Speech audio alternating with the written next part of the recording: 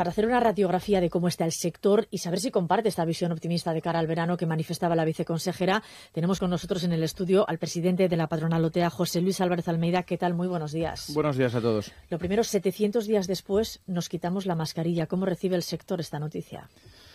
Bueno, pues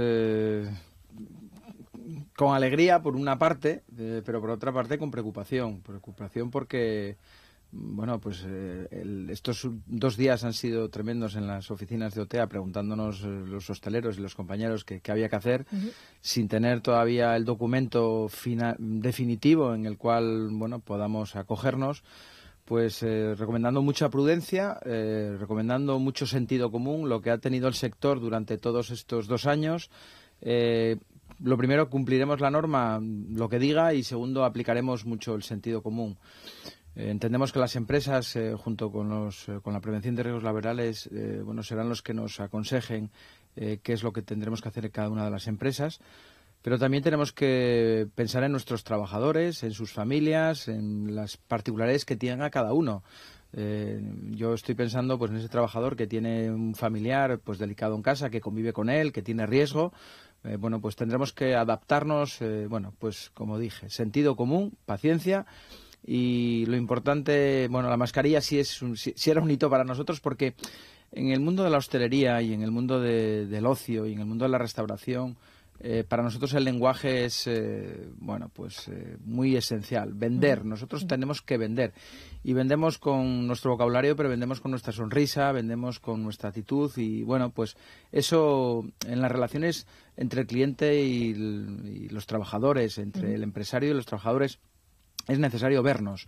Y yo creo que, bueno, pues han sido 2 años casi de estar tapados y ahora toca sonreír, ver esas sonrisas. Asturias entra con esta retirada de la mascarilla con un aumento de cifras de contagios, pero si hay alguien a quien le hemos escuchado decir que en la hostelería no era un foco de contagio, es a usted. Bueno, siento haber sido tan repetitivo porque a veces incluso yo me cuestionaba. Creo que lo hemos dicho 1 y 1000 veces. Este sector no ha sido el problema, nosotros éramos parte de la solución. A nosotros se nos ha focalizado desde el principio, yo no voy a decir sin justificación o con justificación, pero nunca nos la han presentado. Nunca nos han presentado ningún documento, nunca nos han presentado ninguna trazabilidad, nunca nos han dicho este foco viene de aquí, aquí hubo esto. Todo eran comentarios, comentarios en los medios de comunicación, comentarios en llamadas telefónicas, pero, y no lo digo desde Asturias, lo digo desde España. Es que esto fue un mantra que a nivel nacional se nos colocó. Bueno, estamos en ello. Que con esto no estamos diciendo que no hubiese casos, pero que había muchos más casos en muchos más sitios y esos casos no se comentaban. Lo fácil era comentarlo en un bar. La verdad es que la hostelería y el turismo da juego para muchas cosas y para esto dio mucho juego. Venimos de una Semana Santa en la que se ha recuperado la interacción social, la presencia en las calles. La viceconsejera lo decía, es el preludio de un verano que apunta a muy buenas cifras para el sector. ¿Comparte esta visión optimista del Gobierno? Bueno, yo creo que Asturias lleva muchísimos años haciendo los deberes. Esto no es que nos haya tocado la lotería. Esto no es que ahora de repente la brújula apunte para el norte y la gente venga a Asturias. Se llevan muchos años haciendo las cosas bien. El sector turístico asturiano, las empresas asturianas son empresas de calidad. Nuestros trabajadores son gente responsable y esmerada que intenta que el turista que venga a Asturias marche satisfecho. El grado de satisfacción y las expectativas que el turista tiene cuando viene a Asturias se cumplen, y eso es lo más importante. Tenemos establecimientos de primera calidad, no tenemos aglomeraciones, tenemos una costa bien protegida, tenemos unas reservas de la biosfera, tenemos muchos recursos naturales para poner a Asturias en el mapa. A Asturias le faltaba promoción y creo que se está haciendo una buena labor de promoción desde el Gobierno del Principado de Asturias, y así lo transmitimos cuando podemos. Pero también hay que pensar que este sector hay que hacerlo fuerte. Lo que no vale es que nosotros ahora, bueno, pues seamos la niña bonita. Parece que el turismo es la niña bonita y como las cifras de empleo en turismo van bien, como parece que las cifras de turistas pues también van bien, pues parece que somos la niña bonita. No, nosotros lo que queremos es empresas y que haya un proyecto asturiano de un turismo sostenible que se apoye a estas empresas. Tenemos todavía muchísimas dificultades para hacer muchas cosas en Asturias, cuando otros compañeros a nivel nacional no lo tienen, y creo que aparte de la promoción, que tenemos una buena promoción en el Gobierno del Principado de Asturias, necesitamos una buena planificación en un plan estratégico de turismo. Y estoy hablando, por ejemplo, en el plan de formación. Asturias, en el plano formativo al sector turístico, tenemos una deficiencia. Cuando otras comunidades tienen una buena planificación, Asturias no la tiene, y creo que hay que avanzar. Esto no es quejarse por quejarse, sino es poner un foco y un hito en los próximos años, ¿no? En las comunicaciones, pues lo digo y lo repito y lo vuelvo a repetir, creo que tenemos que seguir presionando al Gobierno de España para que el AVE en el año 2023 nos digan en qué fecha prevén que se pueda abrir, porque hay que hacer una planificación turística. El sector empresarial tenemos que enseñarle a España qué es lo que vamos a hacer. Tenemos que darle esa bienvenida al AVE, tenemos que llamar a nuestros turistas nacionales a que vengan. Bueno, poco a poco Asturias, el turismo en Asturias avanza, pero este avance queremos que no sea natural, queremos que haya una política turística que nos ayude a hacerlo. La fecha de la ministra de Transportes, ¿usted no se la cree principios del año que viene?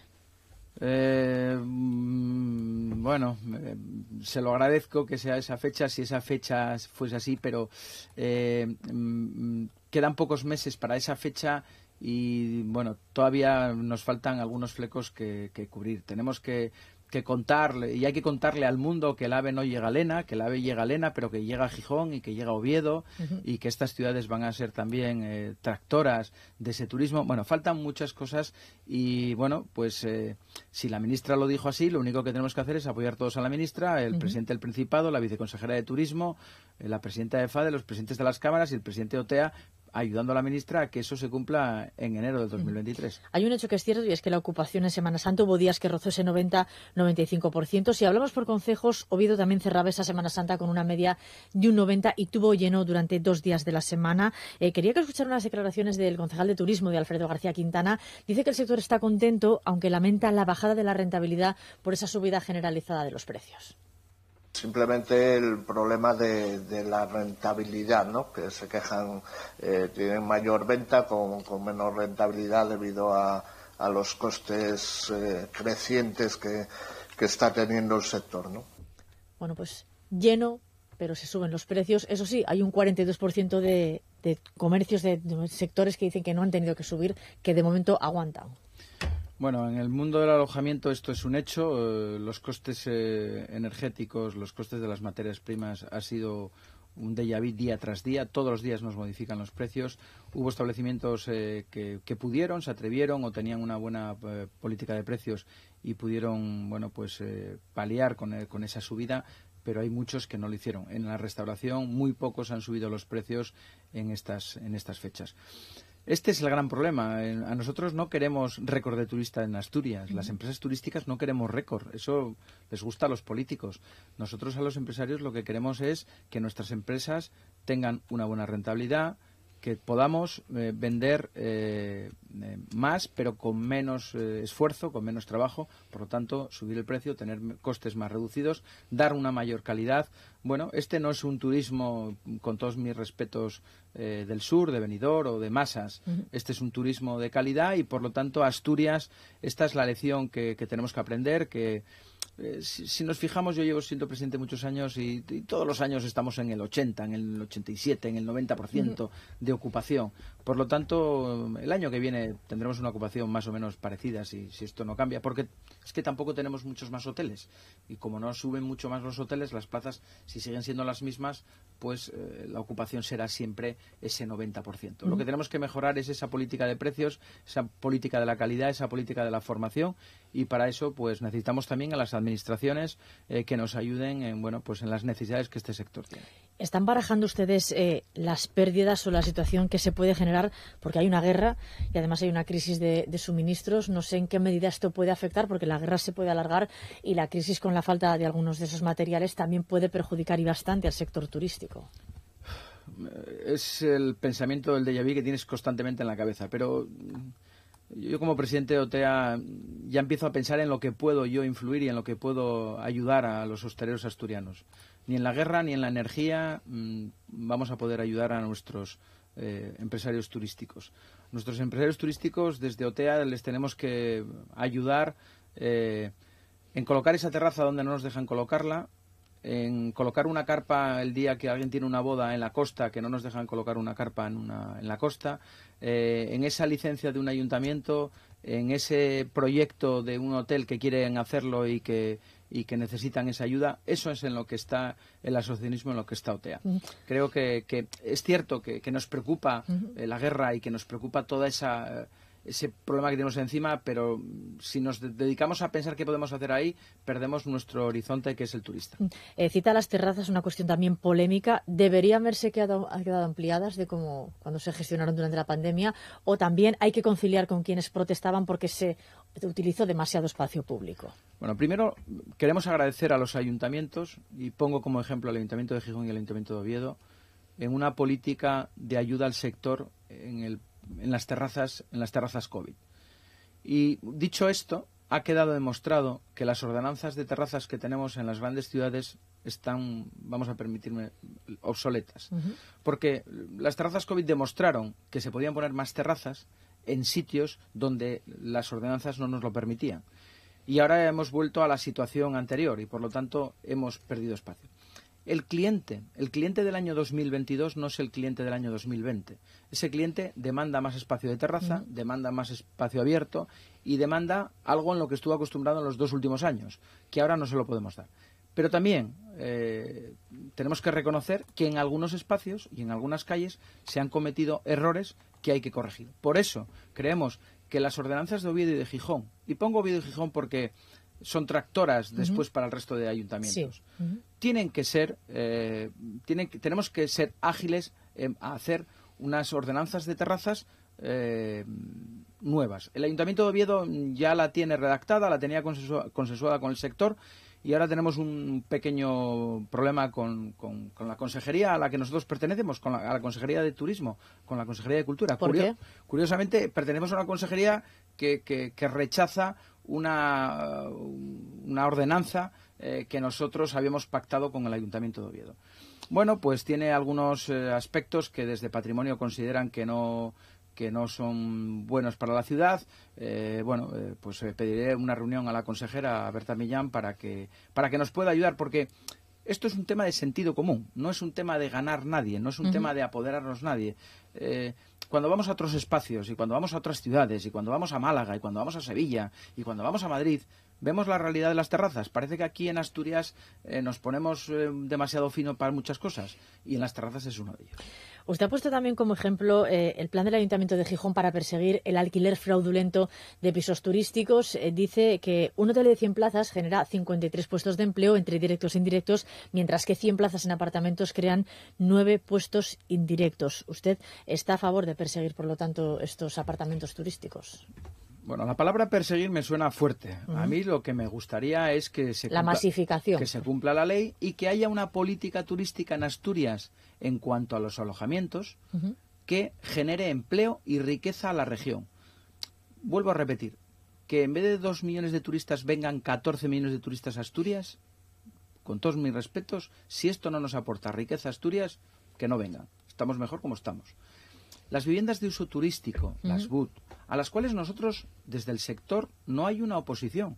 Lo único que entendemos es, cuando el Ayuntamiento de Llanes se queja de que no tiene agua, de que no tiene policías, de que llegan no sé cuántos turistas y de que no sé qué, cuando esos turistas van a los hoteles, esos turistas generan empleo, generan trabajadores, generan coche, gasolina, genera riqueza. Cuando la gente va a una vivienda de uso turístico, el control que hay en las viviendas de uso turístico es nulo. No hay inspecciones de trabajo en las viviendas de uso turístico. ¿Quién limpia esa vivienda de uso turístico? ¿La limpia el propietario? ¿La limpia una señora? ¿La limpia un señor? ¿La limpia una empresa? Bueno, queremos ese control. Creemos que una permisibilidad a las viviendas de uso turístico en zonas como por ejemplo Llanes, lo único que van a provocar es una afluencia de turistas con muy poca riqueza para la ciudad en la que están. Bueno, pues eso lo que creo es que debemos de mejorarlo, debemos estudiarlo y debemos de controlarlo. Yo pongo un ejemplo. si yo vivo en Llanes y pago en mi piso mis impuestos, mi contribución y mis basuras y tal, y vivo en ese piso, pagaré X. Pero si en vez de ese piso lo tengo, en vez de para vivir, lo tengo para hacer negocio, ¿los impuestos tiene que pagar los mismos o tiene que pagar más que el que vive un piso más abajo? Esas son las reflexiones que desde el ámbito turístico creemos que a las viviendas de uso turístico tienen que contribuir a la riqueza y tenemos que tener un control más exhaustivo sobre esas viviendas. Hay una crítica que usted ha manifestado aquí, es la de la formación, también de Hostelería de España, patronal que agrupa más de 300.000 establecimientos. Llevamos mucho tiempo escuchando una misma queja. Es difícil encontrar personal para el sector. Hablan de un problema estructural en muchas zonas del país, que no dependen, dicen, de un solo motivo. Dicen que es un tipo de trabajo, sobre todo en aquellas zonas turísticas que hacen los jóvenes, que en nuestro país tienen una sobrecualificación y que la hostelería no entra en sus planes. Diría que aquí en Asturias sufre este problema. Falta gente para trabajar y la que lo hace no cuenta con mucha experiencia. Bueno, puedo hablarlo desde la hostelería, pero lo podemos hablar desde las TIC, lo podemos hablar desde el metal, lo podemos hablar de la construcción. Es algo que tenemos que estudiar, que hay que pararse y repensar, pero es cierto que en Asturias tenemos falta de trabajadores, pero falta de trabajadores en momentos puntuales, falta de trabajadores en determinados segmentos y falta de trabajadores en determinadas épocas, ¿no? Bueno, esto es algo que tenemos que crear. Nosotros desde OTEA llevamos intentando trabajar, pidiéndole a la Consejería de Turismo que nos sentemos con la Dirección General de Formación, que nos podamos sentar y que podamos proyectar qué es lo que vamos a hacer en Asturias. Mire, ya lo digo, en los próximos 10 años, no me vale para el próximo año, para los próximos 10 años. Y no lo he conseguido, no he conseguido tener... Parece que turismo va por un lado, parece que formación va por otro y parece que es muy difícil tal. Nosotros que creemos en la formación dual y que ahora hay un nuevo proyecto de formación dual, es que nuestra formación dual y la formación dual del metal es distinta. Y las condiciones laborales también. Y las condiciones laborales también. También el sector tenemos que hacer algún repaso, autocrítica sobre cómo estamos en el sector. Llevamos muchos años sin el convenio hay que firmarlo, las dos partes tenemos que ceder y yo creo que son condiciones que da. Pero no nos faltan trabajadores por el tema de sueldo. El sueldo no es, las tablas salariales no es el problema de nuestro sector y por lo tanto ahí es donde tenemos que hacer esa reflexión. Me queda poco tiempo, pero quiero preguntarle por el ocio nocturno. Aseguran que falta mucho para poder recuperar las pérdidas ocasionadas por los cierres. El 28 de febrero el BOPA publicaba la convocatoria de ayudas al ocio nocturno dotada con 2.965.000 euros para autónomos, comunidades de bienes, sociedades civiles, pymes, pero para compensar esas pérdidas. Sin embargo, muchos de esos negocios dicen que no les han llegado las ayudas y que les ha costado además muchísimo tramitarlas. ¿Qué es lo que ha ocurrido con este sector? Bueno, este sector ha sido demonizado desde el principio, parecía que era el mal de todos los males, fue el que más tiempo estuvo cerrado, fue el que éramos incapaces a abrirlo, pero es un sector en el que desde OTEA hemos echado el resto, los hemos defendido, hemos estado en la calle, hemos pedido ayudas para este sector, este subsector, es el que proporcionalmente más ayudas ha recibido, pero es cierto también que en las últimas ayudas, en la última convocatoria, ha ido muy lento, ha ido en el presupuesto del año 2022 y por lo tanto nos ha costado bastante trabajo. Bueno, seguimos trabajando en él, pero también era un sector que, su manera de ser también hacía complicado una interlocución y también era complicado esa petición de las ayudas. Pues con esta última reflexión lo tenemos que dejar. José Luis Álvarez Almeida, presidente de OTEA, muchísimas gracias por haber venido al estudio y haber estado aquí en directo con los oyentes de la radio pública. Muchísimas gracias y buenos días. Muchísimas gracias a todos ustedes.